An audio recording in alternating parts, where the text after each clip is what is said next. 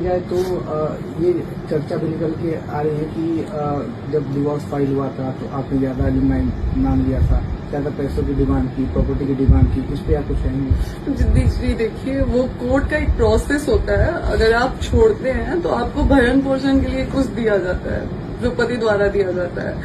अगर आप पता नहीं कैसे लोग हैं, समझते नहीं है कि अगर मैं ना भी मांगूं तो मुझे मेरे पति में जो है वो मेरा अधिकार बनता है, तो मेरा अधिकार है वो, और मैंने मांगा नहीं है। अगर ऐसा कुछ होता तो वो एक प्रोसेस होता है जो पत्नी के भरण पोषण के लिए दिया जाता है।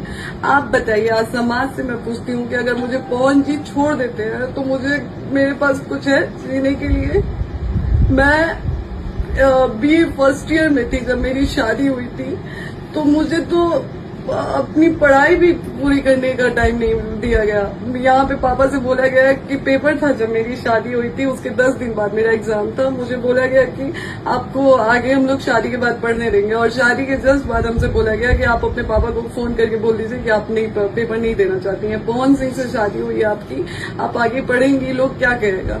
ये सारी चीजें ऐसे दबाव देके मुझे पढ़ने भी नहीं दिया गया।